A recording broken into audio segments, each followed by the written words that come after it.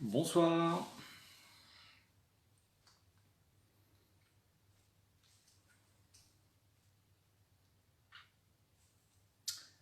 Bonsoir, bonsoir. Donc, comme d'hab, j'attends un petit peu, parce que j'ai essayé de démarrer à l'heure, donc tout le monde n'est peut-être pas prêt comme moi. Salut Mégane, mais ouais, je vais très bien, je te remercie. J'espère que toi aussi. Donc ce soir, un Facebook Live, salut Béatrice. J'ai vu Béatrice que tu avais publié un post sur Facebook concernant la communication avec les enfants, donc je crois pas que je l'ai partagé, mais peut-être demain. Bonsoir Florence.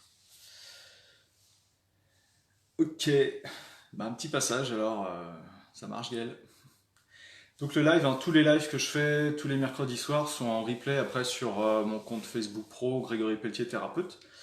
Celui de la semaine dernière sur les infections urinaires, bah, en fait il y a beaucoup de personnes qui m'ont contacté suite à ce live, voilà, parce qu'il y a en fait beaucoup de personnes qui a priori ont des infections urinaires ou en ont fait et ont peur d'en avoir de nouvelles et voilà, ça leur permet d'avoir des éclairages supplémentaires en fait de me contacter.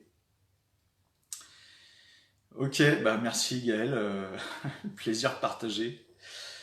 Donc ce soir Facebook Live sur les questions qu'on peut se poser concernant les enfants, nos enfants, leur comportement, pourquoi est-ce qu'un enfant peut être apathique, pourquoi est-ce qu'il peut être souvent triste, pourquoi est-ce qu'il peut être en colère, pourquoi est-ce qu'il a du mal à parler, pourquoi est-ce qu'il fait pipi au lit, pourquoi est-ce que, et pourquoi est-ce que. En fait, bah, évidemment, quand on est parent, on est amené à se poser plein de questions parce que ce qu'on veut pour nos enfants, bah, c'est le meilleur pour eux, c'est ce qu'il y a de mieux pour eux, et normalement, un parent normalement constitué, en fait, bah, voilà, va se poser des questions et puis se dire, bah, qu'est-ce que je peux faire pour qu'il aille mieux. Et donc, avant de commencer vraiment le Facebook Live, je voudrais vous partager le.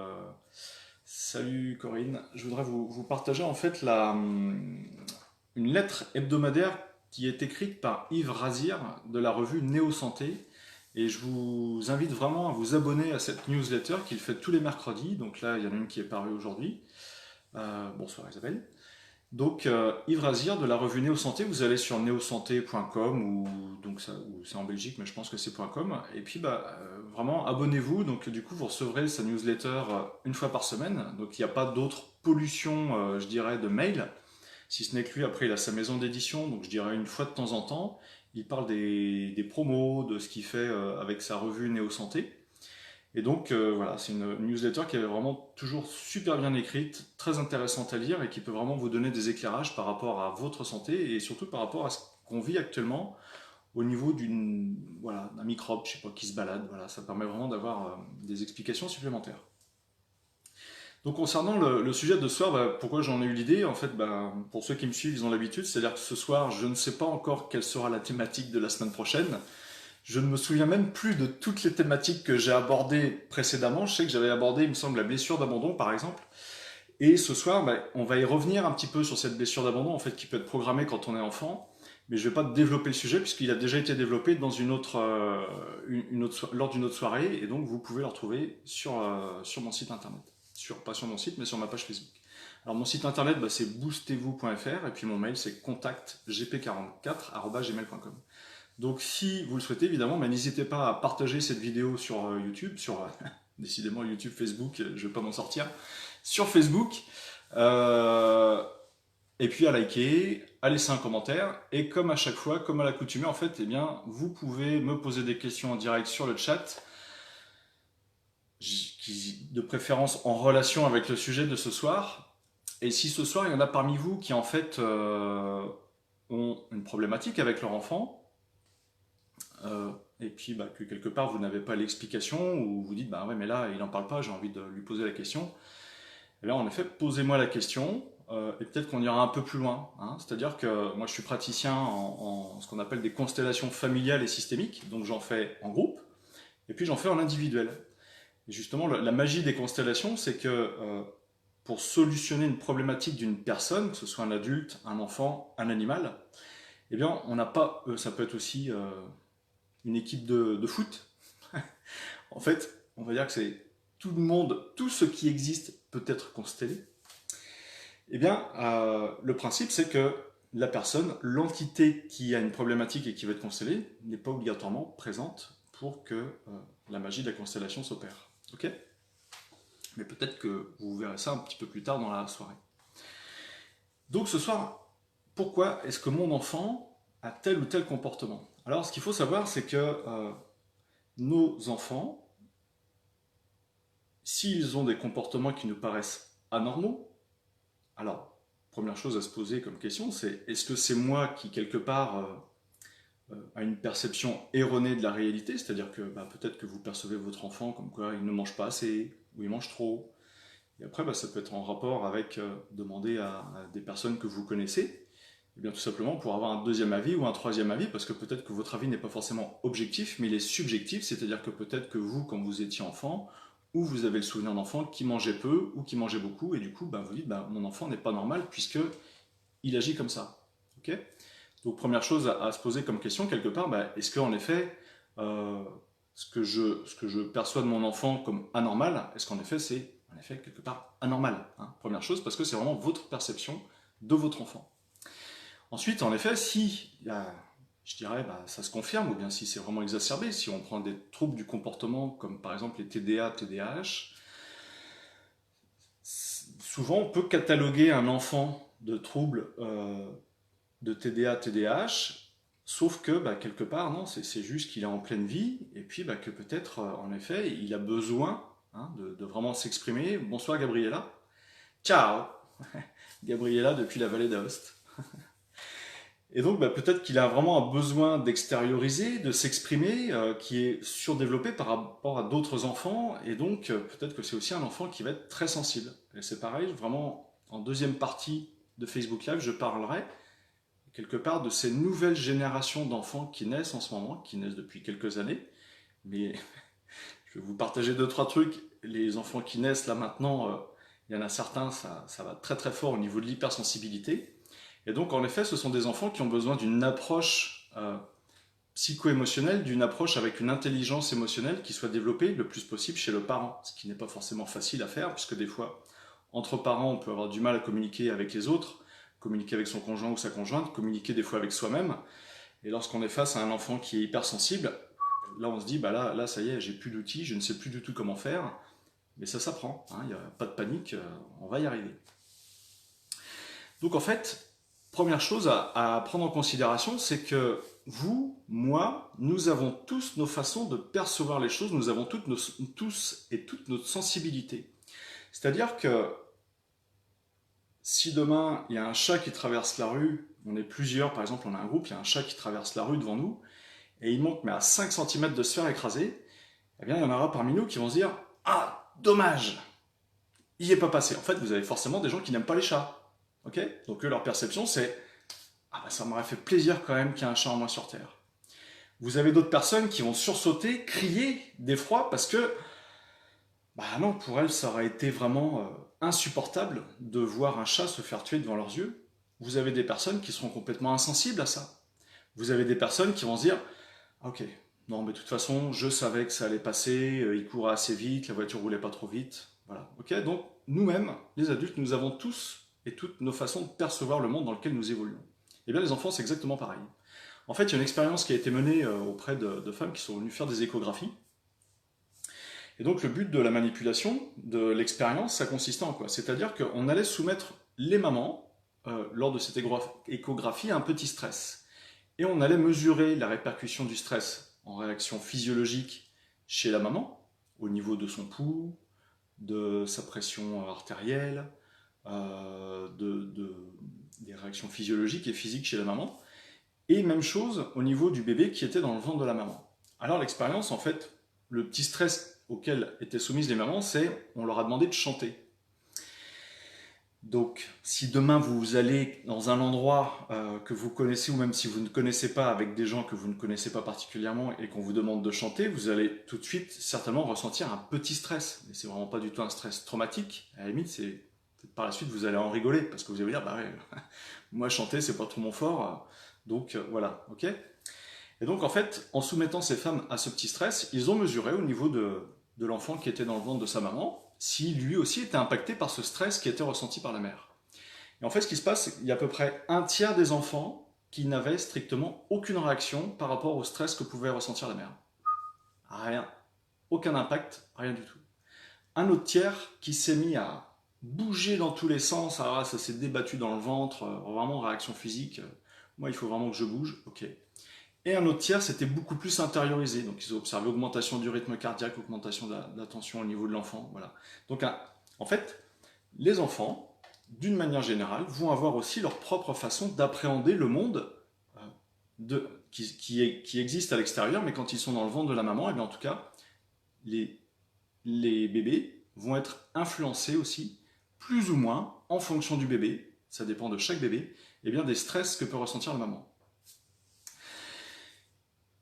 Et ce qui se passe, autre notion à prendre en compte, c'est qu'en fait, nous les êtres humains, nous faisons partie du monde animal. Alors là, je vous apprends rien. Vous allez me dire, bah oui, évidemment, je ne suis pas un caillou, je ne suis pas une plante, bien que parmi vous, si ça se trouve, il y a de très belles plantes, je n'en doute pas, mais ça c'est une image, c'est une métaphore, ok? Et donc, comme nous faisons partie du règne animal, nous faisons partie des mammifères, eh bien ce qu'il faut savoir, c'est que d'une manière générale, il y a des logiques qui s'effectuent dans le monde animal. Ces logiques, c'est quoi? C'est-à-dire que tout est mis en place, les êtres vivants dans le monde animal font tout pour que l'espèce soit perpétuée. C'est-à-dire que si demain, par exemple, si on va en Afrique, dans les plaines, je dirais, où il y a les lions, les lionnes, s'il y a un été, en fait, où il y a beaucoup plus de sécheresse et beaucoup moins à manger, eh bien, ce qui se passe, c'est que une maman lionne qui aura une portée de 3-4 lionceaux, malheureusement, le plus faible, eh bien, sera peut-être sacrifié pour permettre aux deux plus valides, plus forts, de pouvoir survivre.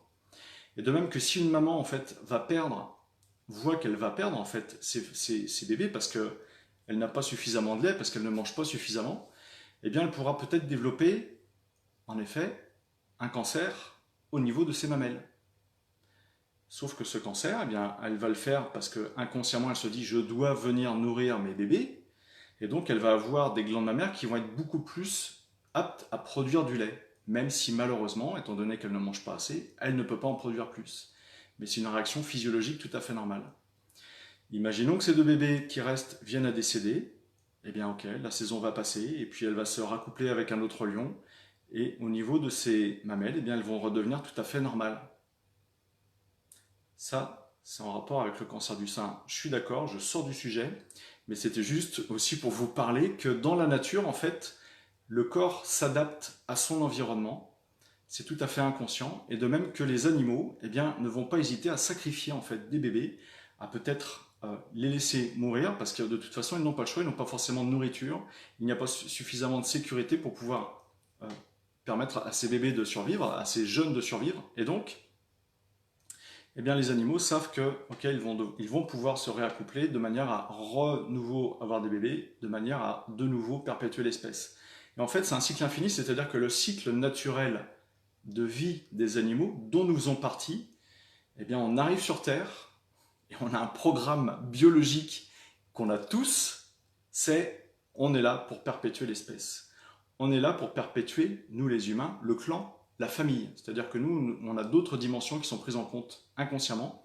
Eh bien, c'est-à-dire qu'on va aussi être là de manière à ce que le nom de famille soit perpétué, de manière à ce que le clan puisse de nouveau continuer à exister.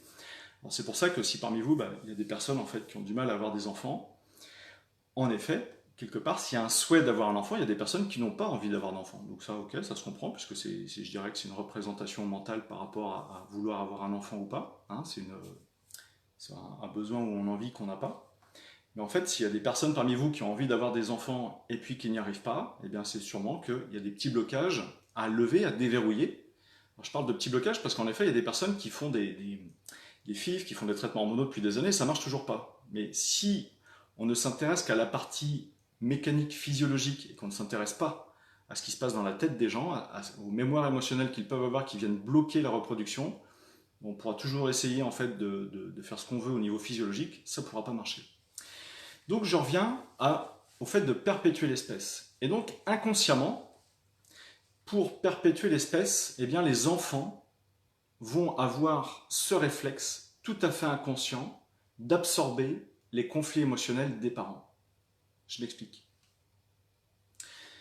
Si une maman vit une certaine détresse pendant qu'elle est enceinte, si elle vit de très grosses contrariétés, si elle a, par exemple, d'énormes dévalorisations, des choses comme ça pendant qu'elle est enceinte, et qu'elle résout ses conflits, ou pas. Eh bien, ce qui peut se passer, je dis bien que ça ne va pas se passer comme ça, mais ce qui peut se passer, eh bien, c'est que l'enfant, en fait, se dit, ok, je vais me sacrifier pour mon parent, de manière à ce que maman puisse vivre le plus longtemps possible, et que quelque part, même si moi je dois y rester, ça va permettre à l'espèce d'être préservée.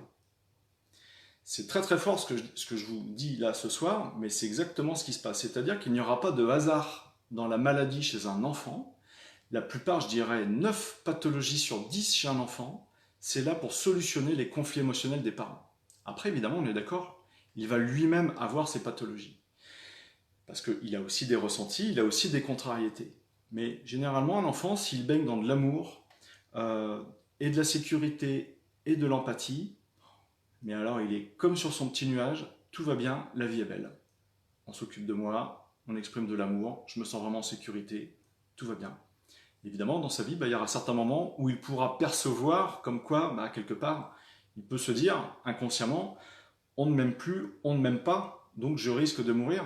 Parce que c'est ça en fait le truc, c'est qu'un bébé, un enfant qui perçoit le non-amour d'un de ses parents, eh bien, automatiquement, il peut y avoir une peur d'être abandonné, parce que si on ne m'aime pas, eh bien peut-être qu'on ne va plus s'occuper de moi, on ne va plus me nourrir, on ne va plus me tenir au chaud s'il fait froid, on ne va plus me donner à boire, et donc ça peut être très traumatisant pour l'enfant. Mais ça après, ça lui appartient, et ça peut très bien se libérer par la suite.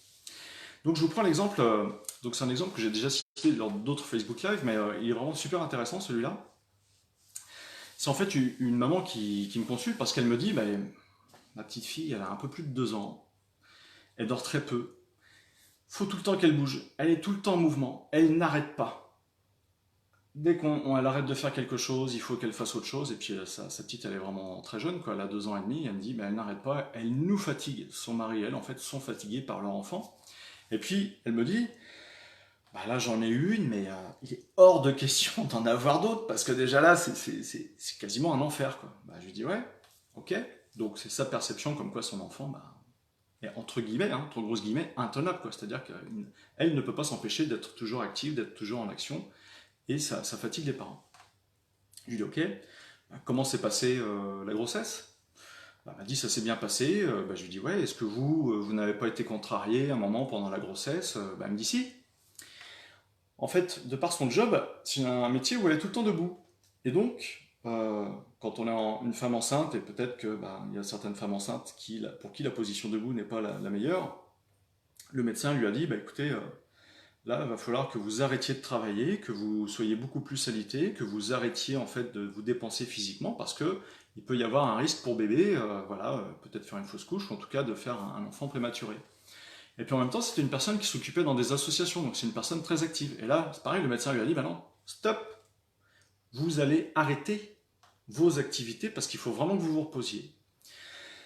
C'est-à-dire que pendant la grossesse, la maman a vécu un conflit émotionnel de « je ne veux pas m'arrêter et on m'impose de m'arrêter ».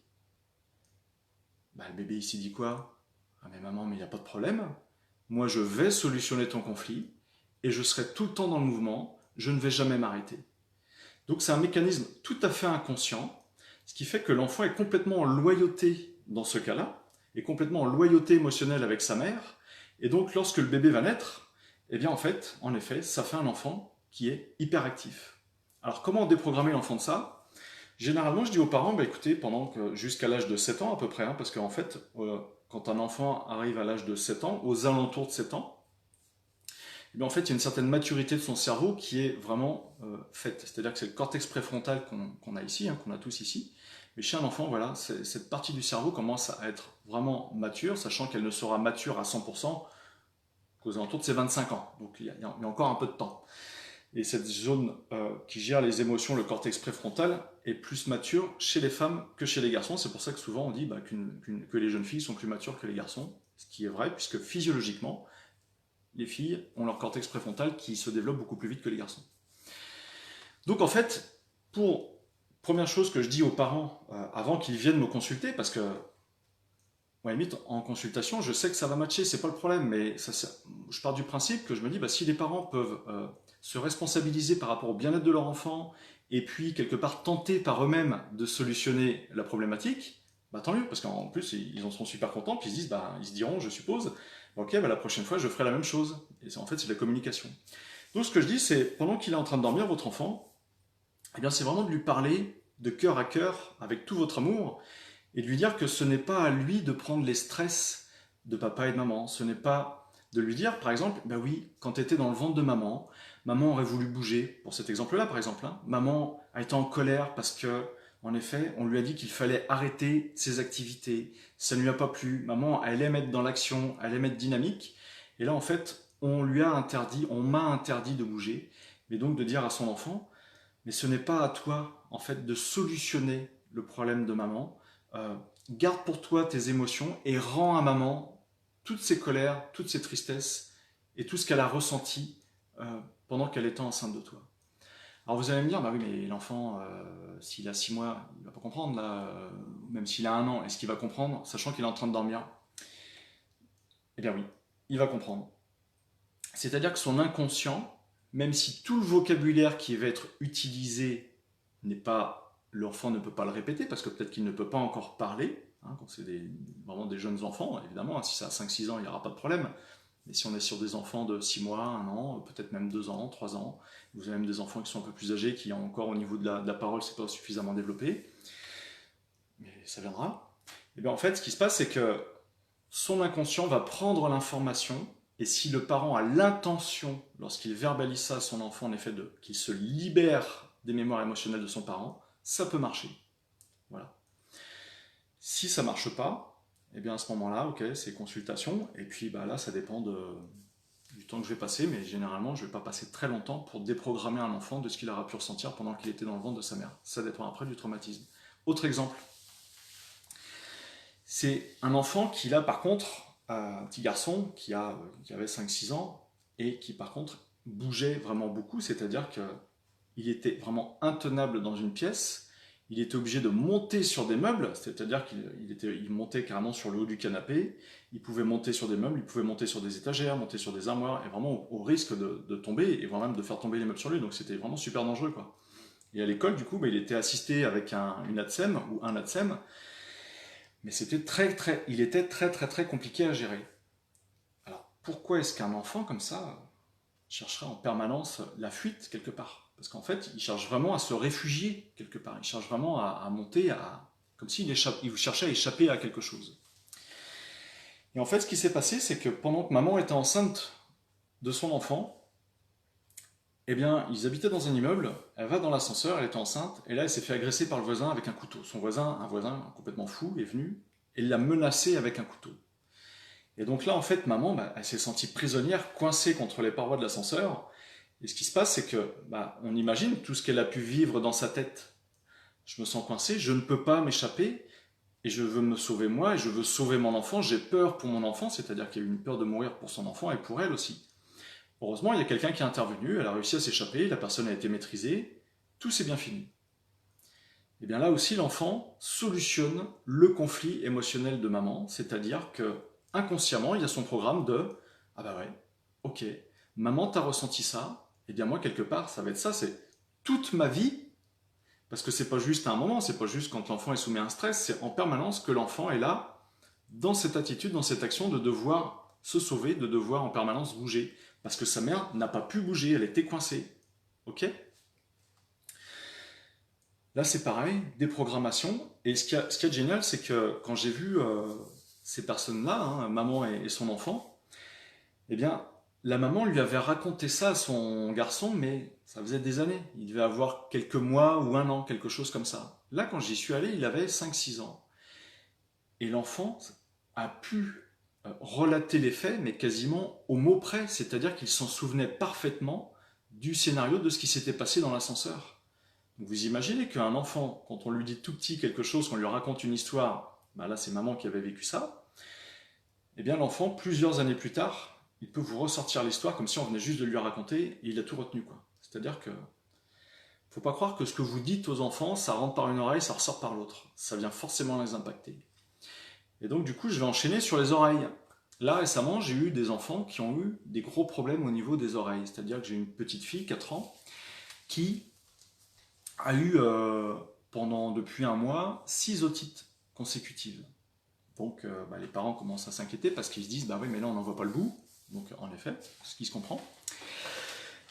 Donc, moi, je fais ma séance. Donc, en fait, en quoi ça consiste quand je fais ma séance avec un enfant? Bah, je demande juste aux parents est-ce qu'ils m'envoient le prénom de l'enfant, une photo de l'enfant éventuellement, peut-être sa date de naissance, ok. Et je vais faire ma constellation familiale et systémique en me calant, c'est-à-dire que je vais écouter mes ressentis émotionnels, physiques en moi lorsque je me concentre sur l'enfant.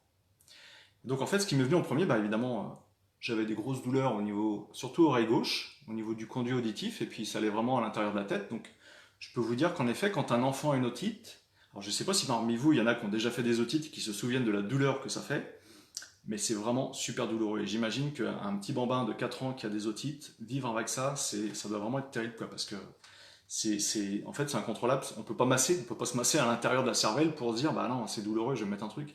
C'est pas possible, quoi. Il faut vraiment qu'il y ait des médicaments qui soient pris. Et donc, douleur au niveau des oreilles, et puis les otites, il y a deux sortes d'otites. C'est soit oreille droite, soit oreille gauche. Et là, en fait, la petite fille, moi, ce que je percevais, c'était plus oreille gauche. Et donc, c'est qu'il y avait une contrariété, il y avait une colère et une tristesse. Et en fait, c'est certainement quelque chose qu'elle avait entendu. C'est-à-dire que ce n'était pas forcément un de ses parents qui lui avait dit quelque chose à la petite fille, mais c'était sûrement les parents peut-être qui s'étaient un peu accrochés tous les deux, qui s'étaient peut-être envoyé des paroles qui n'étaient pas forcément gentilles. Et donc l'enfant, l'enfant l'a pris, cette petite fille a pris toutes ces informations, toutes ces paroles pour elle. Et lorsque ça va mieux, elle déclenche ses otites. Sauf que, pourquoi est-ce que depuis un mois c'est revenu à répétition? Eh bien, il y a ce qu'on appelle un rail. C'est-à-dire que quelque part, la petite, elle est en solution de conflit émotionnel par l'otite. Ok, la petite peut passer. Alors, s'il y a un traitement médicamenteux, en fait, ça peut ralentir la phase de guérison, mais c'est comme ça. Elle va mieux, et hop, elle redéclenche de nouveau une otite. Mais en fait, c'est parce qu'il y a un rail, c'est parce qu'il y a quelque chose qui la remet automatiquement dans le conflit émotionnel d'entendre quelque chose de désagréable. Même si ce rail, ce n'est pas quelque chose de désagréable, mais son cerveau ne fera pas la différence entre le réel, le virtuel, le symbolique ou l'imaginaire. Et là, je suis quasiment sûr que c'est la voix d'un de ses parents, en fait, qui la replonge automatiquement dans son conflit émotionnel. Donc c'est très vicieux parce que du coup, elle, quelque part, elle ne s'en sortira jamais. Puisque c'est son inconscient qui a vécu une contrariété, qui l'a mise dans une peur et une colère, et ce qui fait que ce qui rappelle à son inconscient toujours cette information qu'il a mise dans une peur et une colère, c'est la voix d'un de ses parents. Ok? Donc, il faut déprogrammer tout ça, et après aller scanner au niveau des conduits auditifs, voir pour de manière à apaiser la douleur. Et donc, au niveau des otites, il y a 2 origines émotionnelles possibles. C'est-à-dire que quand c'est l'oreille droite, alors que ce soit chez vous ou un enfant, quand c'est l'oreille droite, en fait, c'est j'aurais voulu entendre quelque chose, mais je ne l'ai pas entendu. C'est-à-dire que j'aurais voulu entendre quelque chose d'agréable, j'aurais voulu entendre de la reconnaissance, j'aurais voulu entendre des remerciements, voilà. J'aurais aimé qu'on me dise quelque chose, mais je ne l'ai pas entendu. Et lorsque, ça c'est le conflit émotionnel de la personne ou de l'enfant, et à la limite, il se passe quelques heures, quelques jours, ou alors d'un seul coup, en effet, la personne a entendu ce qu'elle aurait aimé entendre, ça va beaucoup mieux dans sa tête, et déclenche une otite en réparation, et elle déclenche sa phase inflammatoire. Oreille gauche, c'est complètement différent. C'est j'ai entendu quelque chose que j'aurais préféré ne pas entendre. C'est-à-dire que ça peut être, par exemple, vous avez quelqu'un au téléphone, vous décrochez le téléphone et puis vous avez un super ami qui est là, qui est en pleurs au téléphone parce que voilà, ça va pas, et il y a un décès dans sa famille ou il a perdu quelqu'un de cher et puis donc il n'arrive pas à s'en remettre. Et quelque part, vous, ok, vous êtes en empathie avec lui ou avec elle, mais donc vous auriez peut-être préféré en fait, que ça aille mieux, mais ça vous a vraiment émeu, très très, très forte émotion chez vous. Vous raccrochez, ça va bien, et puis pendant la nuit, otite oreille gauche. Alors là, on est un peu inversé au niveau des écrans, mais moi, mon oreille gauche, elle est ici. Eh bien, en fait, vous passez en phase de réparation, c'est-à-dire que ça va mieux sur le plan émotionnel. Vous avez oublié, en fait, quelque part cette conversation. Vous n'êtes plus sous l'émotion de cette conversation. et donc du coup vous réparez avec une otite sur l'oreille gauche. Ok. Là j'ai une autre histoire d'enfant qui a du mal à articuler. En fait, alors il articule mal, mais c'est surtout qu'il va mâcher une partie de ses mots, il y a des mots, il ne va pas les prononcer entièrement. Des mots à plusieurs syllabes, à la limite il va sauter une ou deux syllabes. Ok. Donc j'ai fait une première séance sur lui, on est allé chercher parce qu'il a des origines chez ses arrière-grands-parents ou grands-parents en fait, ce sont des Italiens qui ont migré en France il y a plusieurs années de ça. Et donc je suis parti sur la piste de, ah bah oui, peut-être que grand-père ou arrière-grand-père, eh bien en fait il avait un conflit avec la langue et que quelque part, bah, comme il parlait mal français, il avait du mal à se faire comprendre et peut-être que, je dis bien peut-être parce que c'est des suppositions, on va aller chercher l'information, eh bien peut-être qu'en effet, grand-père a vécu un conflit émotionnel dans la diction des mots, dans son expression. Et aujourd'hui, bah, c'est bébé qui a 4 ans, alors je dis bébé, ça aura 4 ans, ils sont plus bébés, mais quelque part, il est encore très jeune, c'est le petit de 4 ans en fait qui solutionne le conflit émotionnel de l'arrière-grand-père. C'est ce qu'on appelle du transgénérationnel, on voit ça en psychogénéalogie, c'est-à-dire que là aussi, un enfant peut être porteur de mémoire émotionnelle, de conflits émotionnels de ses ancêtres. Donc ça, il ne faut pas l'occulter parce que c'est vraiment quelque chose qui peut arriver aussi.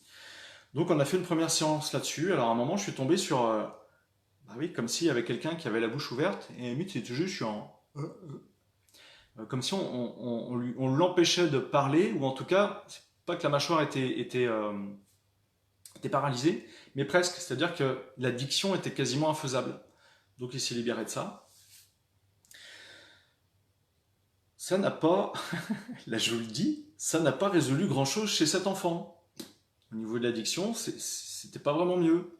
Alors j'en vais pour une deuxième fois. Et puis là, maman me dit, bah ouais, en fait, il a fait énormément d'otites. Alors je lui dis, bah ouais, bah, parce que en fait, là, du coup, ce que je percevais, c'était que quelque part, il n'entendait pas ce qu'il disait. Ou en tout cas, peut-être que quand on lui parle, il comprend ce qu'on lui dit. Et ça, c'est sûr, puisqu'il a fait des tests, donc il comprend ce qu'on lui dit. Par contre, peut-être que lui, il y a des sons qu'il émet et qu'il n'entend pas. Et moi, je verrais plutôt ça là-dessus, parce que tout de suite, c'est au niveau de l'audition, c'est comme s'il manquait des fréquences ou comme s'il manquait des mots, quoi. Et donc, elle me dit, bah ouais, en fait, à cause de toutes ces otites qu'il a fait, il a perdu à peu près 40% de son audition. 40% de l'audition, je sais pas, il faudrait que nous, en tant qu'adultes, on nous fasse un test où on nous met des filtres au niveau des oreilles, et puis il y a quelqu'un qui nous parle en face de nous, de manière tout à fait normale, et puis petit à petit, on diminue notre audition jusqu'à 40%. Mais à mon avis, il y a un moment, on va réussir à deviner les mots qui sont dits, et peut-être même on va lire sur la lèvre, donc ça va nous aider. Mais imaginez quelqu'un qui ne comprend pas tout le vocabulaire qui va être cité en face de vous, qui ne comprend pas tous les mots et qui ne connaît pas forcément tous les mots vraiment à leur réelle justesse, parce que nous aujourd'hui on sait, quand on dit un mot, bon, on sait même l'écrire, donc il y a un représenté du mot tant sur le plan auditif, mais aussi sur le plan du représenté avec l'écriture. Et bien en fait, je pense qu'aujourd'hui cet enfant, et à mon avis ça va revenir, mais à cause de sa perte auditive, et bien en effet, il a du mal aujourd'hui à pouvoir parler tout à fait normalement. Donc, j'en reviens sur les otites, mais c'est vraiment quelque chose qui est super important à prendre en compte. C'est important aussi de s'en rendre compte suffisamment tôt et de se dire, ok, l'audition chez un enfant, bah, c'est ce qui va vraiment lui permettre d'accéder à l'apprentissage de la parole, puis aussi après à la communication. Donc c'est pas quelque chose d'anodin, il faut vraiment essayer, je dirais, de solutionner les problématiques d'otite très rapidement. Sachant que un enfant qui fera une otite, c'est soit il fait son otite parce qu'il a perçu des paroles peut-être méchantes, des paroles en fait qu'il n'a pas aimées du tout entre ses parents. Ça peut être chez la nounou, hein, ça peut être à l'école aussi, ça peut être dans d'autres circonstances. Soit donc il était en relation avec son environnement, soit c'est directement des paroles qu'il a entendues ou qu'il aurait aimé entendre et qu'il n'a pas entendues, ce qui fait qu'il déclenche des otites.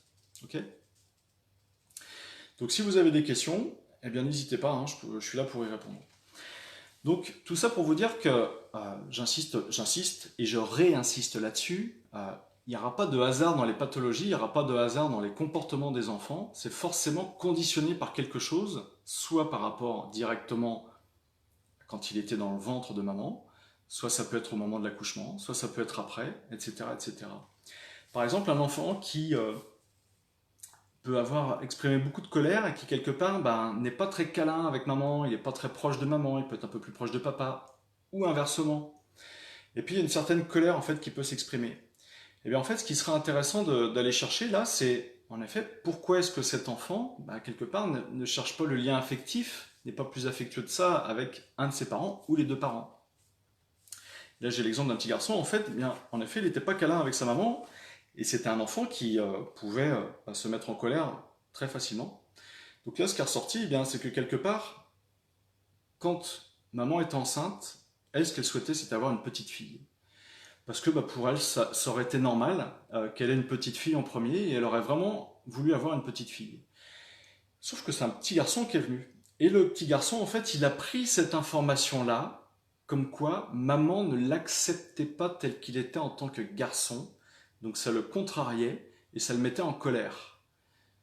Alors que maman, en fait, ok, elle voulait une petite fille, mais quelque part, elle était très heureuse d'avoir un petit garçon, vous comprenez? Mais sauf que le bébé, dans le ventre de sa mère, il a gardé que cette information, que cette contrariété. Donc là, bah, si je vous pose la question, comment on fait pour déprogrammer l'enfant de ça? Bah, je vous ai donné la réponse tout à l'heure. Première chose à faire, c'est pendant son sommeil, ok? Et ben on va lui parler, on va lui dire, bah oui, oui, maman aurait aimé avoir une petite fille, mais j'entends toutes tes colères par rapport à ça, j'entends que tu ne t'es pas senti respecté dans le fait que tu sois un petit garçon, en fait. C'est pouvoir dire, ok, j'entends tes colères, j'entends tout ceci, j'entends tes tristesses aussi, parce qu'il y a de la colère et de la tristesse, mais libère-toi de tout ça, sois rassuré, maman t'aime énormément parce que tu es un petit garçon. Maman t'accepte en tant que garçon et maman est très fière d'avoir un petit garçon. Mais une maman qui dit ça quand son enfant est en train de dormir, son inconscient va switcher direct. Et d'ailleurs, c'est ce qui s'est passé parce que euh, après qu'elle ait fait ça, en fait, le petit garçon était beaucoup plus câlin avec elle. Alors, l'eczéma dans les oreilles, en fait, l'eczéma, hein, c'est vraiment une somatisation qui est après un conflit émotionnel. La tonalité de l'eczéma, que ce soit un eczéma, imaginons demain je fais un eczéma autour des yeux.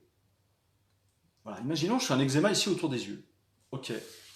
Ben, je vais me poser la question, qu'est-ce que j'ai bien pu faire? Qu'est-ce qui vient de se passer, mais dans les heures qui ont précédé l'eczéma, ou la journée, avant que l'eczéma se déclenche?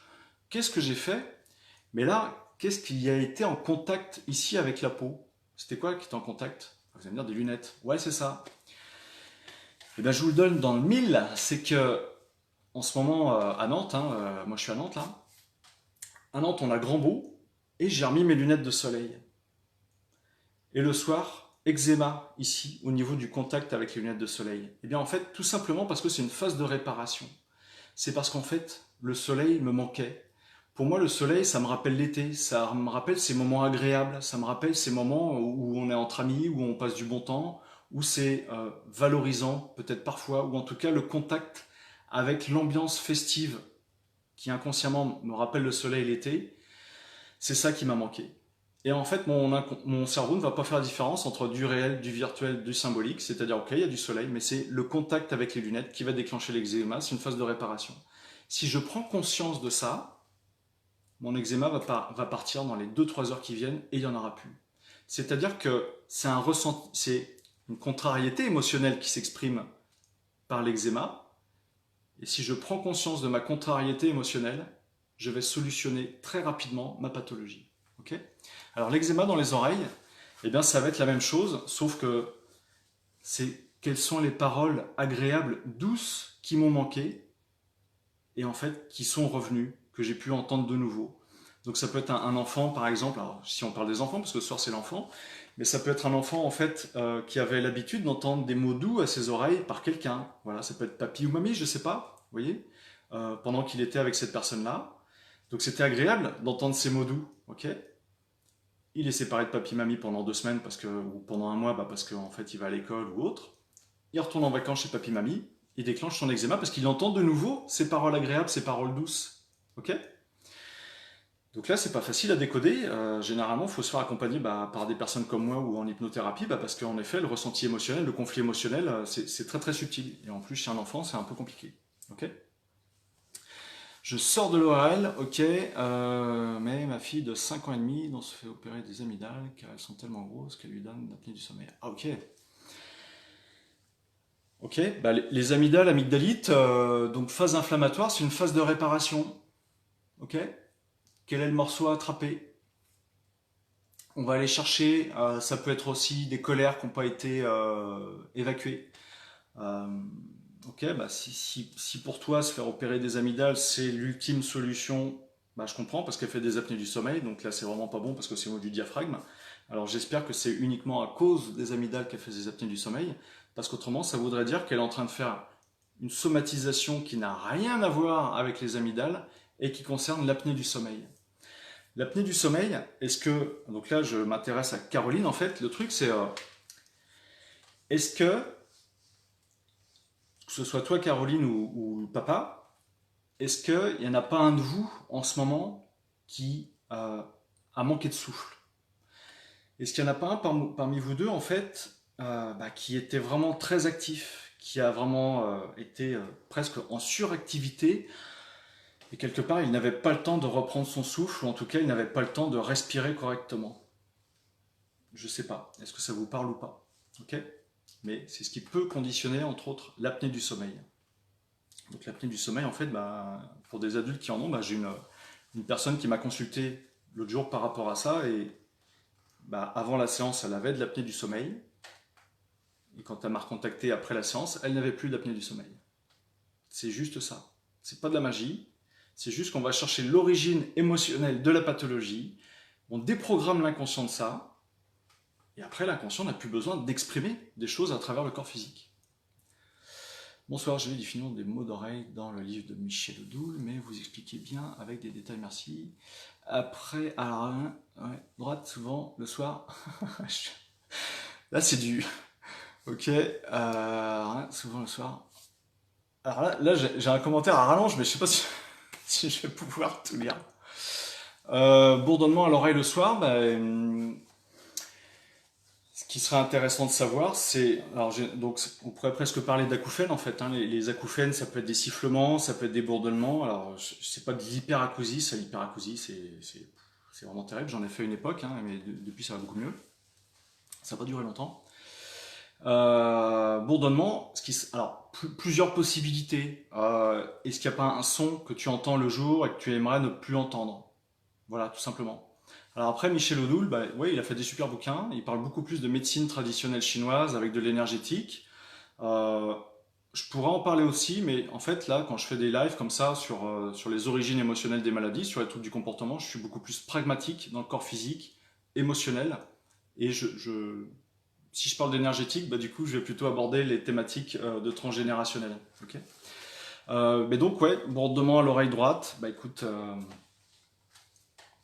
À mon avis, c'est pas grand-chose. C'est vraiment par rapport c'est un conflit auditif, tu vois. Si c'était un conflit visuel, tu pourrais faire une conjonctivite, tu pourrais faire, je sais pas, des troubles oculaires, des choses comme ça. Là, ça serait un conflit visuel. Mais en effet, toi, c'est un conflit auditif. Euh, bon, tu m'appelles, tu me contactes, puis on voit ça ensemble. Énurésie. En fait, généralement, les enfants qui ont de l'énurésie ou de l'onchomprésie, hein, c'est des problèmes de territoire. C'est-à-dire que, comme je vous l'ai dit tout à l'heure en début de live, le truc, c'est que on fait partie du règne animal, et les animaux, comment est-ce qu'ils font pour marquer leur territoire? C'est les ongles, les griffes. Donc, un enfant qui se ronge les ongles, problème de territoire. Même si vous, les adultes, vous rongez les ongles, est-ce que vous arrivez à trouver votre place? Les odeurs, les selles, les urines. Ok? Donc les énurésies, généralement, c'est du marquage de territoire. Ça va être la nuit, évidemment, autrement ça ne s'appellera pas énurésie. Et puis, quel est le rapport au papa? Est-ce que le papa, on lui donne toute sa place? Ça peut être ça qui est intéressant. Un enfant qui fait de l'énurésie, est-ce qu'il est bien dans sa chambre? Est-ce que son lit est à la bonne place? C'est des choses comme ça. Après, je vais rarement jusque-là. Alors, je fais pas de la géobiologie, mais c'est pas au sens propre même de la géobiologie. C'est juste que je peux me connecter à un lieu, voir ce qui se passe. Mais en effet, peut-être qu'il y a des conflits qui sont en rapport avec l'eau ou par rapport au lieu où est sa chambre, où est son lit. Alors après, s'il fait de l'énurésie, que ce soit chez toi, Mélanie, chez papy, mamie ou autre, bon ok, c'est que c'est pas par rapport au lieu. Mais ça sera vraiment dernier, ultime recours par rapport au lieu. Non, il faut voir d'abord la psychologie et voir vraiment, voilà, quels sont les conflits de territoire. Est-ce qu'il y a une séparation? Est-ce qu'il n'y a pas une séparation? Est-ce qu'il y a des frères et sœurs? Enfin, voilà, ton enfant. Est-ce qu'il a vraiment sa place, lui? Et après, voir du côté des parents, si les parents ne sont pas en conflit émotionnel, parce que du coup, c'est l'enfant qui solutionne les conflits émotionnels d'un des parents par le neurésie. Ok. Eh ben, décodage de l'eczéma sous les aisselles, c'est comme le reste en fait, Béatrice. C'est un contact agréable que la personne a eu à un instant T, et donc c'est très localisé. Et donc, euh, ce contact agréable, elle en a été séparée. Et le jour où elle le retrouve, alors quand elle retrouve ce contact agréable, c'est pareil, c'est soit en effet elle retrouve le même contact agréable avec la même personne, le même objet, le même vêtement, ou alors c'est tout à fait symbolique, imaginaire, virtuel. C'est-à-dire que c'est quelque chose qui lui rappelle ce contact agréable, et comme c'est de nouveau en contact, eh bien l'enfant va du coup déclencher un eczéma. Il faut aller chercher ça. Moi j'ai eu un papa, et oui, j'ai eu un papa qui m'a consulté par rapport à sa petite fille en fait qui faisait de l'eczéma. Alors c'était super bien localisé, c'était juste au-dessus des hanches, au-dessus du bassin, au niveau des hanches. Et il me dit bah ouais, elle a déclenché ça. En fait, c'est à chaque fois qu'elle va chez ses grands-parents qu'elle déclenche cet eczéma à cet endroit-là. Donc c'est un peu embêtant. Parce qu'en fait, bah, chez les parents, chez les grands-parents, bah non, ils ne voient pas quoi. Ils ne voient pas quel est le problème. En fait, c'est qu'elle retrouve. Je lui dis, bah oui, mais c'est qu'elle retrouve forcément un contact agréable lorsqu'elle retourne chez papy mamie, et puis c'est là au niveau des hanches, au-dessus du bassin. Et donc du coup, quand je constelle la petite fille, bah, je lui dis, ouais, mais en fait, c'est juste excellent. C'est-à-dire que c'est lui qui l'emmène chez papy mamie, et c'est quand il la sort de son siège auto. C'est-à-dire que le cerveau de la petite fille sait qu'il va y avoir un contact agréable avec papy-mamie qui lui a manqué. Et ce qui symbolise les retrouvailles de ce contact agréable, ben en fait, c'est quand papa la sort de son siège auto. C'est à ce moment-là, quoi. Le fait de prendre conscience de ça, de verbaliser ça, ben, la petite fille n'avait plus d'eczéma au niveau des hanches. C'est juste magique. Au fait, alors attends, ouais, elle en fait depuis toute petite. Bah, donc c'est qu'à mon avis, ça ne lui appartient pas, ça appartient à un des parents. Et attends, je reprends ton. Euh, Ouais. Donc, eh bien, Caroline, c'est qu'à mon avis, c'est pas elle, c'est soit toi, soit papa. Sûrement qu'il y en a un de vous deux qui a vécu un conflit émotionnel hein, par rapport, en effet, à. Bah, ça peut être des colères. Alors, si peut-être que Caroline et papa, bah, en fait, il n'y a strictement aucun problème avec des colères, vous gérez parfaitement vos colères, donc c'est pas ça. Mais voilà, c'est des trucs comme ça, quoi. Et donc, bah, du coup, on va aller chercher chez la petite, bah, quelle est cette information qu'elle a pris chez le parent. Toc, on verbalise, on prend conscience. La petite rend aux parents toutes ses colères, tous ses non-dits, toutes ses tristesses, et elle n'a plus besoin de solutionner le conflit émotionnel du parent. Alors ça paraît super simple, super facile ce que je vous dis, mais moi je le vis tous les jours. Donc si c'était compliqué, je passerais une heure à vous expliquer comment est-ce qu'on fait pour déprogrammer une personne d'une otite. J'ai pas besoin d'y passer une heure puisque ça me prend 5 minutes à tout casser. Bonsoir, c'est Dalila, ouais, mon petit garçon est très proche de fusionner avec moi. Ok. Ouais. Alors, attends. Il regarde les adultes, les analyses selon la personne sourd, sinon pas la peine. Bah, en fait, peut-être que là, par rapport à ce que tu me décris, tu vois, c'est que ton enfant, c'est pas qu'il a forcément besoin d'une relation fusionnelle, c'est que je pense qu'il a besoin d'être rassuré, hein, tu vois, d'être là. Alors, comme tu dis, bah, tu l'as laissé 15 jours, donc en effet, peut-être qu'il a un conflit émotionnel dans le sens où bah, il a peur de nouveau. C'est une peur tout à fait inconsciente. C'est pas fondé parce qu'en effet, alors tu ne l'as pas abandonné. Peut-être que tu n'as pas eu le choix. Et bah, en aucun cas tu vas l'abandonner. En aucun cas tu as l'intention de le laisser seul et qu'il se débrouille.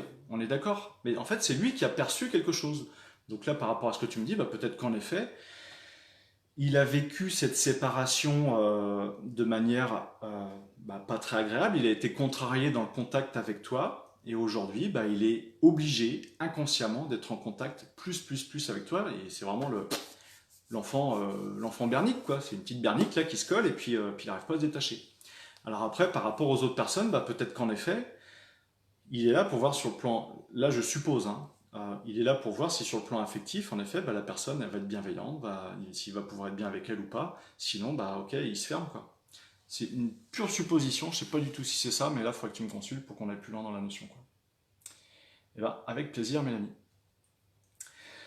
Alors, bonsoir. Pour des accès de colère et une entrée conflit permanente pour une petite fille de 4 ans, comment puis-je trouver l'origine du conflit séparée du papa violent depuis qu'elle a 2 ans et demi. Ouais, ok. Alors là, plusieurs possibilités. Il y a un exemple que je vous ai pas cité, mais je vais vous le citer maintenant, tout de suite, tu vois, par rapport à des colères. Un enfant, un petit garçon, 4 ans, très susceptible, il se met très vite en colère. Dès qu'on vient contre la moindre contrariété, le met en colère. Ok. Alors c'est pareil, ça prend 5 minutes. Hein. Je me cale sur lui, je demande à la maman comment ça s'est passé à l'accouchement. Bah, elle me dit bien. Bah, évidemment, j'ai eu mal à l'accouchement, mais elle me dit bah, en fait, on a percé la poche des os pour que ça aille plus vite. Donc en fait, quelque part, l'accouchement a été provoqué. Ah oui, mais le problème, c'est qui est-ce qui décide quand est-ce que l'enfant doit sortir du ventre de la maman? C'est bébé. C'est pas maman, c'est pas l'obstétricien, c'est pas la sage-femme, c'est bébé. Et si bébé ne se sent pas respecté dans son choix, eh bien, c'est source de colère par la suite. C'est-à-dire que ça peut être un enfant qui a du mal avec les cadres, un enfant qui a du mal avec l'autorité, un enfant qui a du mal, en fait, dès qu'on va venir le contrarier dans ses choix, dans ce qu'il a envie de faire, ça part tout de suite en colère. Et bien c'est juste, là dans ce cas-là, avec ce petit garçon de 4 ans, c'était juste conditionné par le fait que bah, lui, il était dans le ventre de sa mère, mais il était bien. Mais il était bien. C'était le paradis sur terre, le ventre de sa mère, quoi. Et puis d'un seul coup, il s'est senti aspiré comme si on venait le chercher, comme si on venait vraiment le soustraire de cet état de bien-être dans lequel il était. Ah non, lui, il n'est pas d'accord. Et après, ça conditionne ses colères. Donc ça peut être une première piste par rapport à ta petite fille. Là, du coup, tu peux aussi le faire en lui parlant la nuit. Peut-être que l'accouchement s'est passé comme ça. Je ne sais pas. Peut-être que tu vas le rajouter dans les commentaires. Mais si en effet l'accouchement a été provoqué,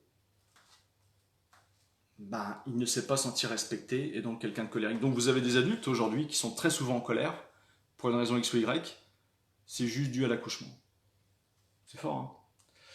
Après, par rapport aux violences du papa, tout ça, ben ouais, ça peut conditionner aussi les colères de l'enfant parce que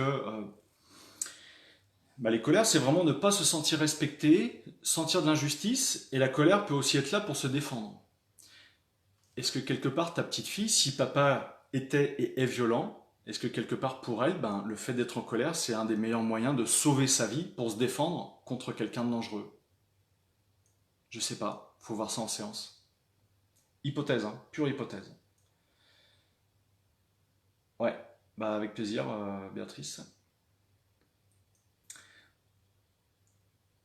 Oui, pas le choix, j'étais très malade il y a 8 ans bientôt. Alors, ouais, Dalila, ok, c'était ton fils, ok. Ouais, bah tout à fait, pas le choix. Voilà. Et donc, du coup, aucune raison de te culpabiliser, si ce n'est que, en fait, tous les ressentis émotionnels inconscients, tous les engrammes inconscients qui viennent perturber le comportement d'un enfant aujourd'hui, mais il s'en libère, c'est comme ça. Si on tombe sur le bon truc, ça se libère comme ça. Parce que lui, quelque part, l'enfant n'est pas comme les adultes, il s'est pas mis des carapaces et des recarapaces, et je me protège, et je veux pas voir ceci, et je suis dans le déni, et je ne veux pas voir cela. Non, non. Les enfants, eux, jusqu'à l'âge de 7-8 ans, c'est open bar au niveau émotionnel, il faut que ça vive, quoi. Donc ça se libère très très bien, quoi. Pour des verrues plantaires, j'ai vu ma fille de 6 ans, elle en a 4 au même pied. Moi, je couperais le pied. Non, c'est peut-être pas la meilleure solution. Les verrues, en fait, c'est des phases de solution par rapport à un conflit de souillure. Alors, soit c'est elle, soit c'est toi. Mais donc, j'ai posé mon pied à un endroit où j'ai pas senti que c'était clean. Peut-être c'était sale, peut-être on m'a dit que j'allais me salir les pieds ou que vraiment ça m'a dérangé. Alors donc, si c'est toujours au même pied, il y en a 4, bah, ça veut bien dire que quelque part, à cet endroit-là, bah, c'est plus, quoi. Qu'est-ce qui a pu se passer? Ou est-ce que quand j'avance et que je mets mon pied, bah, c'est quelque chose qui est pas clean, qui est pas propre, quoi, qui peut être une origine de souillure. Alors, moi, je sais que quand j'ai des verrues, je leur parle. Alors toi, c'est ta fille, ça va être un peu compliqué pour elle leur parle en conscience. Mais si tu veux, si tu prends conscience que, en effet, j'ai une verrue, alors c'est ta fille, euh, bah, il y a des guérisseurs, magnétiseurs qui font ça très bien. Donc moi, je le ferai bah, par du décodage biologique et puis une canalisation là, en constellation avec ta fille, et puis bah, pour déprogrammer ça. Et en fait, voir si ta fille bah, ne peut pas verbaliser en effet que bah oui, en effet, là, elle met des chaussures et c'est sale. Mais ce qui se passe, c'est que pour moi, tu vois, il y a une idée qui me vient, c'est que s'il y en a quatre au même endroit, quelle a été ta réaction ou sa réaction quand la première est apparue? Parce qu'en fait, là, l'inconscient, si vous voyez une verrue, puis vous dites ah, t'as une verrue. Ah bah oui, mais alors là, la gamine, tout de suite, elle va se créer son propre conflit, elle va se dire ah bah ouais, j'ai quelque chose de sale sous le pied. Ah oui, mais si ça va mieux, bah, il y a à la limite une deuxième verrue qui va apparaître, parce qu'à un moment on lui dit que c'était sale, et que c'était pas beau, et que c'était moche, et parce que c'est une verrue, bah la verrue c'est Burke. Alors j'emploie des termes vachement scientifiques, Burke, je suis d'accord. Mais vous voulez, j'essaie d'exprimer en fait, eh ben, les mots vont avoir une puissance émotionnelle, et si la petite fille ressent que quelque part une sorte de souillure et que c'est pas clean au niveau de son pied, bah, les verrues vont continuer d'apparaître parce qu'une verrue, bah, c'était moche. Deux verrues, ah, c'est pas beau. Trois verrues, ah, mon Dieu, c'est pas possible. Quatre, stop, stop. Non, non, ok, t'as des verrues. Et c'est tout à fait normal que t'aies des verrues. Merci à elle d'être là. Je vous accueille. Tout va bien. Il n'y a pas de problème. C'est en phase de réparation parce qu'on a ressenti de la souillure, parce qu'on a senti un contact désagréable qui nous a pas plu. Ok. Ça peut se déprogrammer comme ça ou après, bah, faut venir me consulter. Ok, bah ça marche, Dalila. Bah ouais, après, bah oui, hein. Enfin, tout va bien, c'est pas simple. Alors, ok, alors, ok, pour ma part, accouchement difficile, une semaine trop tôt, elle voulait venir, mais le travail était trop lent, ça a duré 48 heures, ouais, ok, ventouse à deux doigts, de la césarienne, cordon, ah, ok, ok, ok, mais oui, euh, donc là, tu vois, donc Aradigne, ou DLNG, tu me parles que l'accouchement était compliqué, que tu as eu peur de la perdre, que la petite fille avait le cordon autour du cou, enfin que ton enfant. Euh, Épisode de violence étant enceinte, ok. Bon, alors, j'entends ce que tu me dis. Maintenant, tu ne me dis pas quels sont si ton enfant a un comportement qui te paraît anormal, tu vois. Mais tout ce que tu viens de me décrire là, pourquoi est-ce qu'un enfant ne veut pas sortir et qu'il ne veut vraiment pas sortir? Pour moi, et ça je l'ai déjà eu en séance, et ben, c'est que quelque part, en effet, comme il y a eu de la violence quand tu étais enceinte, et ben, peut-être que lui, il est resté bloqué sur le fait que, ah ouais, mais si je sors, il y a du danger dehors, donc je veux pas sortir. Alors qu'il n'y a plus de danger. Là, il y a toute l'équipe, l'obstétricienne, l'obstétricien, la sage-femme, tout le monde est là pour l'accueillir. À la limite, toi, t'es là, mais t'attends qu'une chose, c'est de pouvoir le serrer dans tes bras, lui donner le sein et puis de le caresser. Mais lui, il est resté bloqué là-dessus. Donc ça se comprend qu'il ne veuille pas sortir. Ok.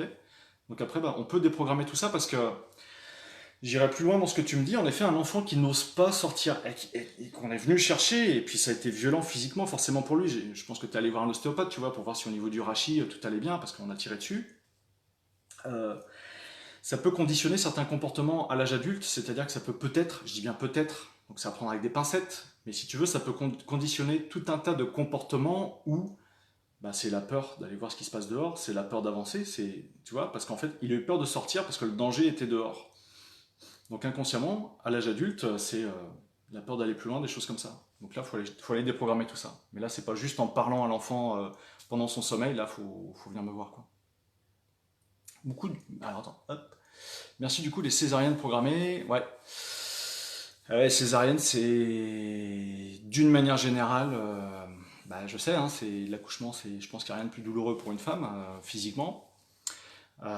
Si on peut éviter la césarienne, il faut éviter la césarienne. En fait, au Brésil, ils opèrent forcément par césarienne. En Allemagne, ils sont assez portés sur la césarienne. Et l'autre jour, j'ai même eu une personne qui m'a dit, bah, un obstétricien, il sait qu'une césarienne, en fait, ça va lui rapporter plus d'argent. Donc il code des césariennes même s'il n'y en a pas besoin. Bon après là je vais rentrer dans un autre débat, mais le travail naturel, s'il se fait bien, et s'il est bien préparé en amont, eh ben ça va bien se passer. Ok, mon petit garçon, pareil en colère, il a moins de contrariété. Ouais, parce que bah, tu vois, ton petit garçon, s'il est né par césarienne, bah, je pense que c'est un peu pareil, on est venu le chercher, il n'avait pas décidé de sortir. Ma fille, toujours en insécurité, ça peut aussi être la césarienne. Mais peut-être, imaginons, toi, imaginons, je refais l'histoire. C'est une supposition, faut voir quels ont été les ressentis, ok. Imaginons, toi, tu t'es senti en insécurité, tu as eu peur pendant l'accouchement parce que tu t'es dit, ouais, la césarienne, on va bien m'ouvrir, je veux pas qu'on vienne couper mon enfant, je veux pas qu'on lui fasse de mal et tout ça, tu vois. Et donc, peut-être, ta petite fille, si elle se sent en insécurité, c'est que ça ne lui appartient pas. C'est juste ça. Un enfant, c'est là pour rayonner. Le petit de 4 ans, là, qui a des 40% en moins d'audition, je l'ai regardé dans les yeux, et je lui ai dit, il a 4 ans, donc il entend quand même ce qu'on dit, je lui ai dit, toi, tu aimes la vie. Elle me dit, oui, avec un énorme sourire. Mais voilà, c'est ça un enfant, c'est une explosion d'amour, de vie. Donc c'est ça qu'il faut retrouver, ok. Donc tout ça, il faut les déprogrammer chez les enfants. Ok, bah avec un grand plaisir. Ouais, car Marie est toujours présente, et des fois, je le cache bien. Ouais, bah écoute Dalila, mes coordonnées, tu les as, donc n'hésite pas. Ok, l'ostéo, super. Pour l'instant, j'arrive à calmer un peu en lui faisant des soins chakra. Ouais, mais je pense que chakra, ça va avoir des sacrées limites quand même. Ok, ça marche. Donc voilà, bah, j'ai fait tous les commentaires, donc s'il y en a d'autres, n'hésitez pas, il est 9 heures passées, normalement j'ai fini. J'ai pas du tout parlé des enfants qui arrivent maintenant, bah voilà, là il y en a des petits qui arrivent, à mon avis il y en a qui en font partie, les enfants hypersensibles.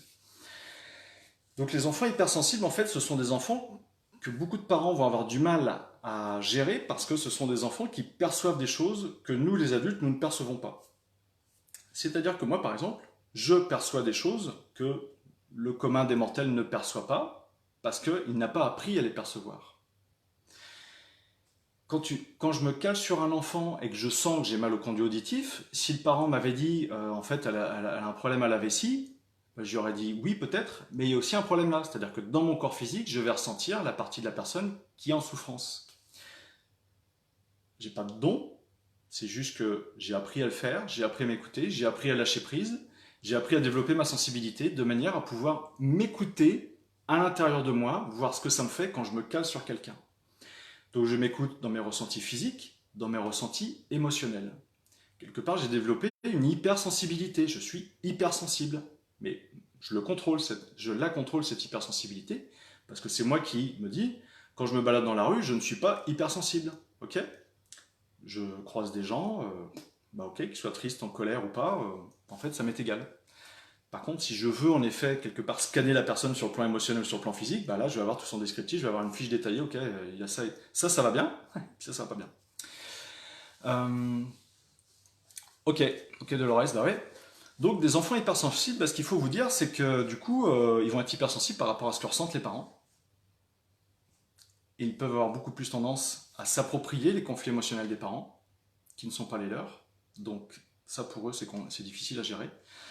Et je vais aller au-delà de ça. Il y a une maman qui m'appelle, donc là je vais rentrer dans une notion beaucoup plus ésotérique, mais moi je la prends en considération parce que dès qu'on passe dans du transgénérationnel, je pense que là on est déjà dans l'ésotérique, c'est-à-dire du transgénérationnel, on va aller chercher l'arrière-grand-père qui est mort il y a 100 ans, et encore même pas, à la limite on va chercher l'arrière-grand-père qui est mort il y a 50 ans, et on va ressentir ses émotions, ses conflits émotionnels, et c'est ça qui vient influencer l'enfant, la personne, voilà, ça peut être vous, et ça se passe tous les jours en séance.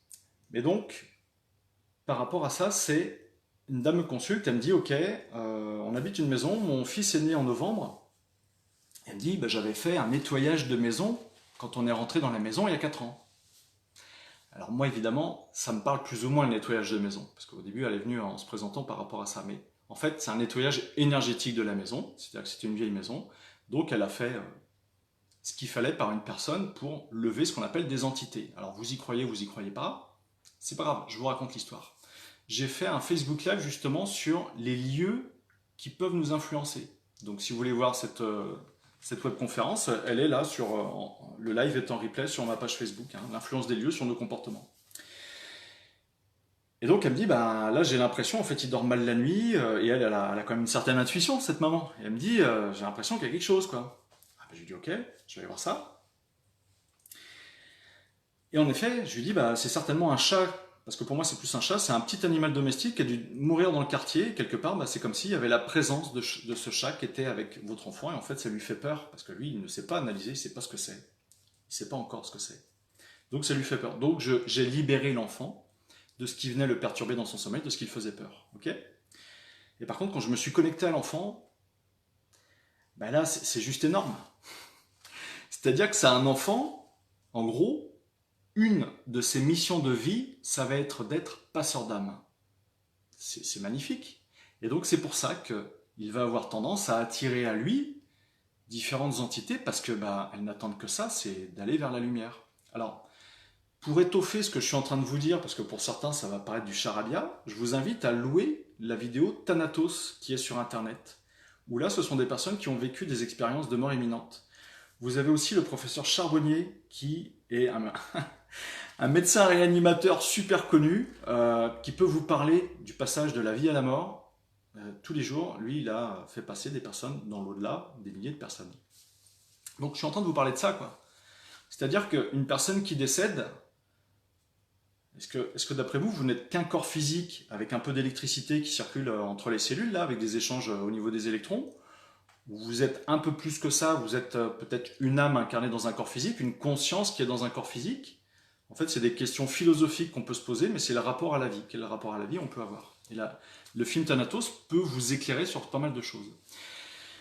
Et donc, du coup, bah, je lui ai dit de faire tout un petit processus de manière à ce que ce ne soit pas lui aujourd'hui l'enfant qui a quelques mois, bah, qui fasse ses passages d'âme, mais que quelque part, comme si il y avait cette possibilité-là d'être faite sans que ces âmes en fait s'adressent à lui.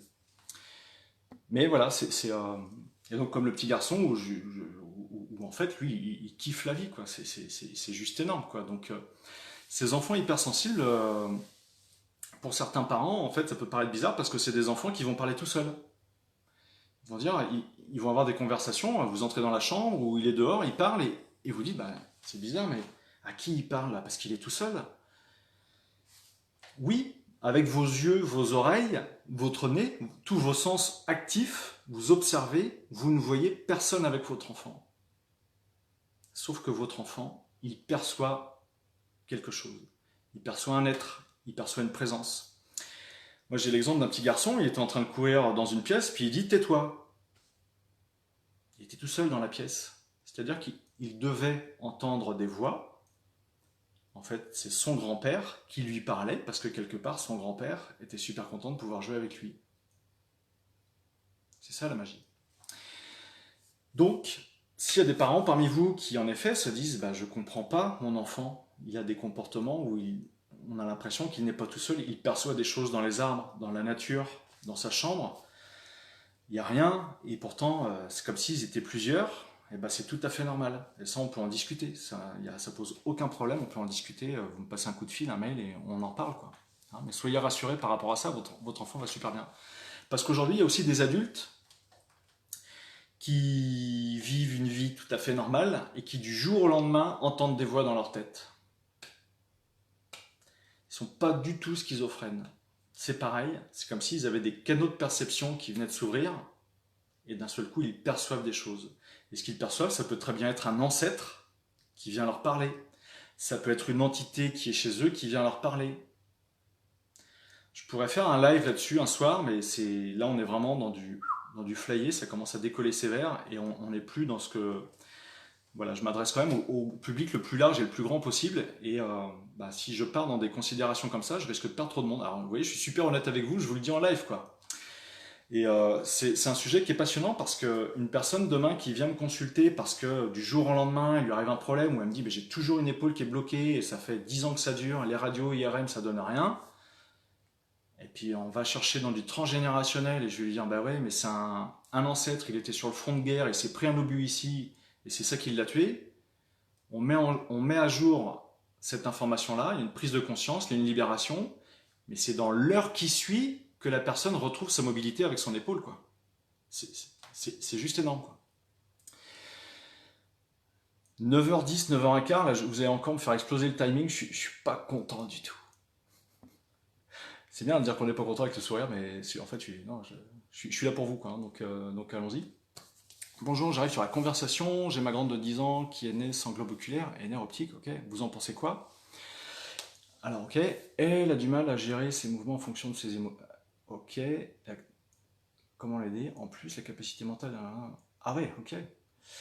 Eh bien, en fait, ce qui se passe, c'est que ton enfant a un handicap, et ce handicap, alors c'est ma version des choses, c'est peut-être pas forcément facile à entendre, peut-être qu'il y en a parmi vous qui vont pas adhérer, mais j'ai le droit d'avoir mon avis, vous avez le droit d'avoir le vôtre, en fait, tout le monde a le droit d'avoir son avis, c'est juste ça. Après, on n'adhère pas. Après, c'est une question d'ouverture d'esprit, d'aller chercher, de s'informer. Tout comme avec la revue Néo Santé, à laquelle je vous invite soit à vous abonner, soit à vous abonner à la newsletter de Yves Razir. Vous allez sur neosanté.com ou .be, parce qu'il est belge, et abonnez-vous à sa newsletter qui paraît tous les mercredis, parce qu'il balance vraiment des informations capitales par rapport à ce qui se passe aujourd'hui en France et à travers le monde. Ta fille, en fait, solutionne un conflit émotionnel certainement d'un ancêtre ou d'un parent. C'est-à-dire que si l'ancêtre ou le parent n'avait pas eu Dieu, n'avait pas pu voir, ça lui aurait sauvé la vie, ou bien en tout cas, il n'aurait pas souffert énormément. C'est dramatique. Ah, mais je suis tout à fait d'accord, mais il n'y a pas de hasard à ça. Après, tu me dis qu'en effet, elle a un âge mental d'un enfant de 4 ans. On va aller chercher ça. À la limite, tu me contactes par mail et, euh, et on verra ça. Mais contacte-moi par mail et puis si tu as des questions, j'essaierai de répondre à tes questions. Je vais me connecter à ta fille et puis on va aller voir ce qui se passe, quoi. Ok? Ça marche? Ouais, sur live, ça serait super. Ok. Carrément top, hyper intéressant, trop intéressant. Merde, j'ai fait quoi? J'ai inversé le sens de caméra. Toc. Ça revient, c'est pas grave. Et les difficultés, ok, c'est le cas, on s'habitue, ok, quand la présence est bienveillante. Toc. Ouais, en fait, il y a rarement des présences qui sont malveillantes. On les perçoit malveillantes, d'ailleurs, on va appeler ça une entité. Une entité, ça fait peur. Bah non, moi-même, je suis une entité. Un daim, c'est une entité. Ça dépend comment je me positionne par rapport à l'objet, par rapport à la personne. Mais c'est une entité. C'est du sucre, c'est du glucose, c'est de l'énergie. Il y a des personnes qui sont allergiques au glucose, il y a des personnes qui font du diabète, il y a ceci, cela. Donc quelque part, c'est l'entité d'un ici présente. Quelle est son influence par rapport à telle personne, par rapport à moi qui vois ça, et je vais le manger quand je vous aurai dit bonsoir. Ouais, donc ce que je vous disais, c'est que la plupart des présences sont bienveillantes. Elles viennent chercher souvent refuge auprès de nous. Et malheureusement, si c'est une entité, une présence qui est très triste, qui est dépressive, cette énergie de tristesse et de dépression va venir nous influencer. Ok? Donc ça, il faut s'en libérer.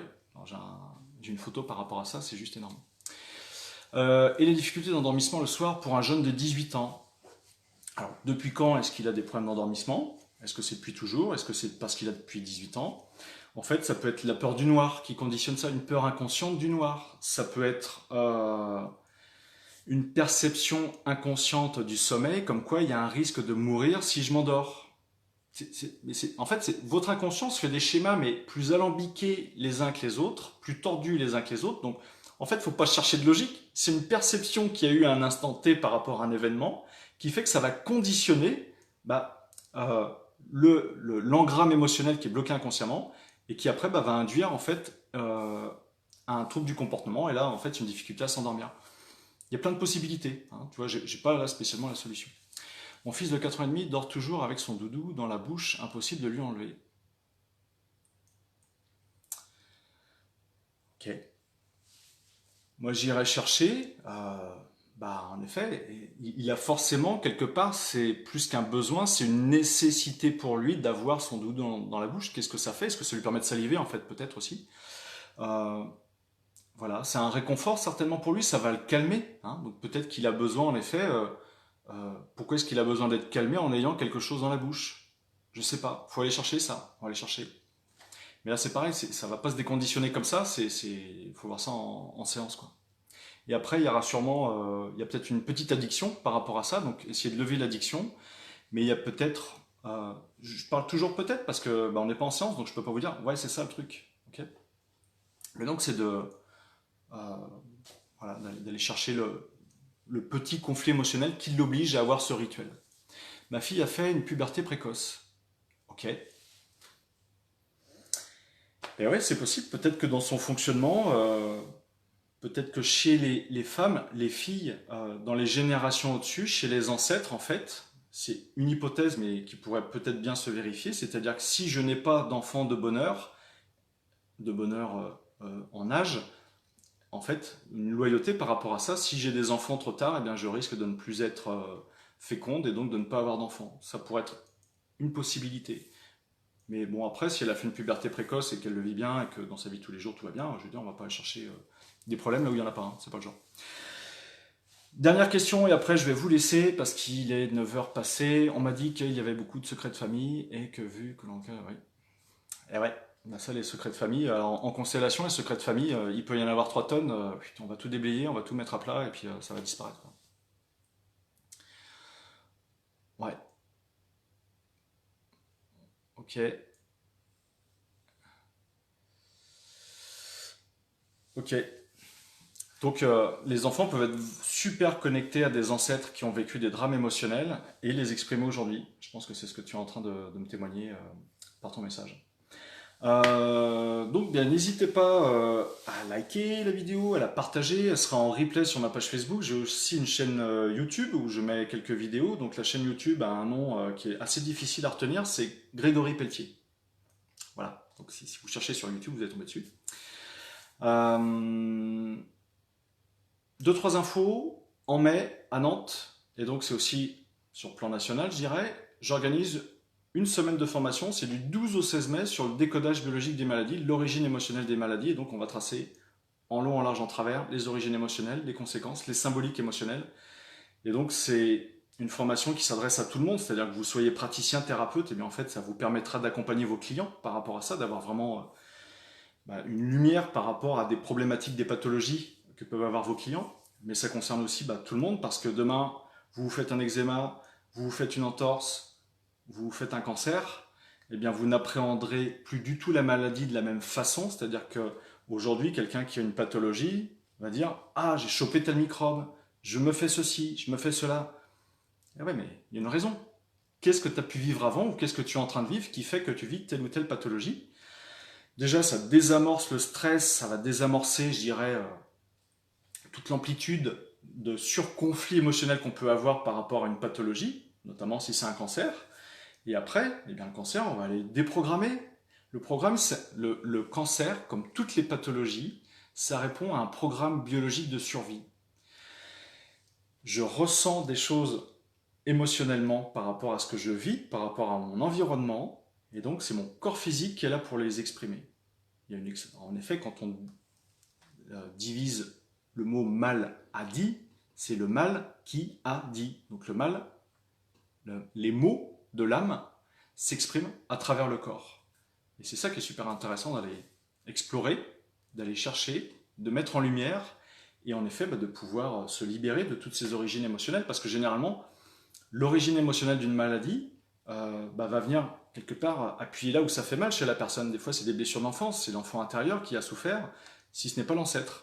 Et donc, quand vous faites des libérations sur vous-même, ce qui est génial, c'est que si c'est par rapport à des ancêtres, et bien généralement, ce sont toutes les générations qui vous suivent après, vos enfants, vos petits-enfants, qui sont aussi libérés. C'est-à-dire que vous étiez en loyauté avec des ancêtres, vous n'êtes plus, mais la lignée féminine ou la lignée masculine ne l'est plus non plus. Vous travaillez aussi pour les autres. Ok ? Je vous laisse. Prochaine constellation familiale systémique en groupe à Nantes. Donc là, c'est du présentiel. Ça sera le 25... non, je me trompe, c'est le 2 mai, dimanche 2 mai. Et une thématique, c'est la confiance en soi. Donc là, on fera de la constellation familiale. Il y aura des exercices énergétiques. Et on en a fait une il y a 3 semaines. C'était sur le féminin pour libérer le féminin de toutes les mémoires qui peuvent bloquer le féminin. C'était vraiment une journée magique. On en était 20. Ah ouais, je suis désolé. Chez moi, on est un peu plus de 6, mais c'est parce qu'on est là, on est juste là pour dire qu'on existe et faire des choses ensemble. Je vous ai tout dit. Mon mail, contact gp44@gmail.com, mon site boostez-vous.fr pour avoir toutes les infos. Je vous laisse. Merci à toutes et à tous. Je me suis super bien amusé, super éclaté. Ok. Marilou Traoré, Marietou Traoré, je répondrai aux dernières questions directement sur le chat. Alors pas ce soir, mais je pense dans les jours à venir, toc, je vous écrirai un petit commentaire pour vous répondre rapidement. Et puis autrement, n'hésitez pas à me contacter. Si vous avez des questions un peu compliquées, envoyez-moi un petit mail et puis ça se fait très bien. Évitez Messenger parce que c'est voilà, il y a deux Messenger, il y a un pro et un privé, donc je me mélange un peu les pinceaux. Merci à vous, je vous dis à mercredi prochain. Prenez soin de vous et puis à très bientôt. Au revoir.